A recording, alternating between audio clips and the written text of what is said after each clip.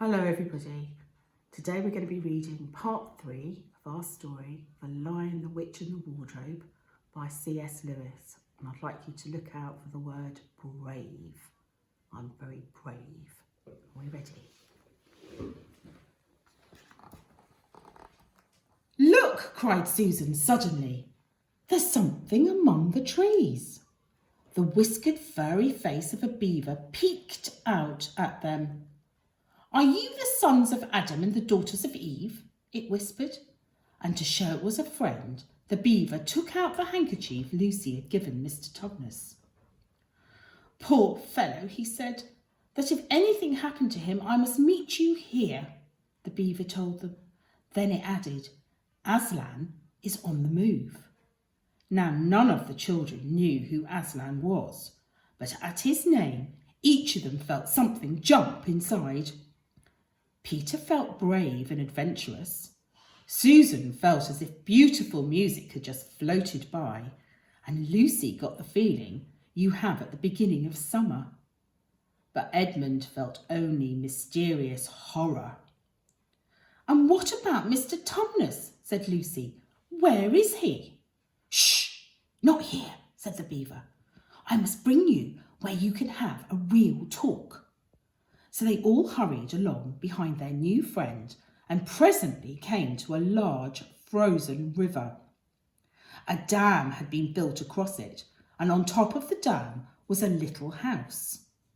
But Edmund also noticed 2 small hills in the distance and was sure that the White Witch's palace lay between them.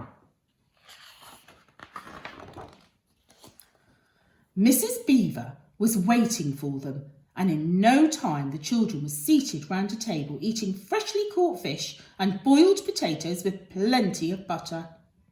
"And now," said Mr. Beaver, when they'd all finished eating, "we can get to business.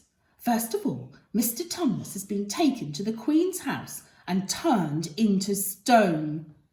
There's nothing any of us could do on our own, but now that Aslan is on the move—" "Oh yes, tell us about Aslan," they all cried. "Aslan? Why, he's the king," said Mr. Beaver. "He's the great lion and the lord of the whole wood. But not often here, you understand. Now, word has reached us that he's come back to Narnia, and you are to meet him tomorrow at the stone table. He'll settle the White Witch all right, for there's an old saying that when Aslan returns and 2 sons of Adam and 2 daughters of Eve sit in the 4 thrones at Cair Paravel, then it will be the end not only of the White Witch's eternal winter, but of her life.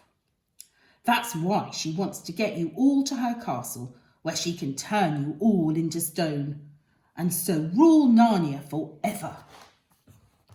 There was a moment of silence after Mr. Beaver's last remark. Then Lucy suddenly said, "Where's Edmund?" Everyone rushed to the door and looked out. Snow was falling thickly and steadily, but Edmund was nowhere to be seen. "He will have gone to the White Witch," said Mr. Beaver grimly. "I thought he looked as if he was under her enchantment. We must go to the stone table at once before the witch catches us. There's not a moment to lose." Edmund was indeed making his way to the White Witch's house. After a long and bitterly cold walk through snowy ice drifts, he came to it at last. The iron gate stood wide open, and he made his way cautiously through a courtyard filled with stone statues. Across the threshold lay a great wolf. It rose, the hair bristling along its back, and growled, "Who's there?" "If you please, sir," said Edmund, trembling. "I'm the boy that Her Majesty met in the wood the other day." The wolf vanished into the house, and Edmund followed. "How dare you come alone?" cried the witch in a terrible voice. "I've brought the others quite close, Your Majesty," stuttered Edmund, "though they're with Mr. and Mrs. Beaver." A cruel smile came over the witch's face until Edmund told her all that he had heard before leaving the beaver's house. "What? Aslan?" cried the queen, and clapped her hands. Instantly the dwarf appeared. "Make ready our sledge," she ordered.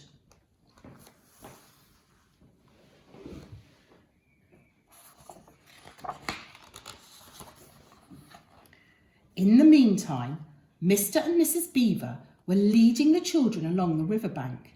At last, when Lucy was so tired that she was almost asleep on her feet, they came to a snug little hole where they could spend the night. They awoke to the sound of jingling bells. Mr. Beaver was out of the cave like a flash. Then they heard him shout, "It's all right! Come out, everyone! It isn't her!" They all scrambled up the steep bank. There, on his sledge, sat Father Christmas, big and glad. "I've come at last," he said. "The White Witch has kept me out for a long time, but her magic is weakening. Aslan is on the move. And now for your presents," he smiled. "Mrs. Beaver, a new sewing machine is waiting for you at your home. And Mr. Beaver, you will find a new dam quite finished." The kind creatures were so pleased that they could hardly speak. Then Father Christmas gave Peter a magnificent sword and shield. For Susan there was a bow and a quiver of arrows and a little horn. Last of all, he gave Lucy a clear crystal bottle and a small dagger. "In this bottle," he said, "there is a cordial made of the juice of the fire flowers. If you or any of your friends is hurt, a few drops of this will restore them." Then he cried out, "Merry Christmas! Long live the true king!" and drove out of sight. "It's time we too were moving on," said Mr. Beaver.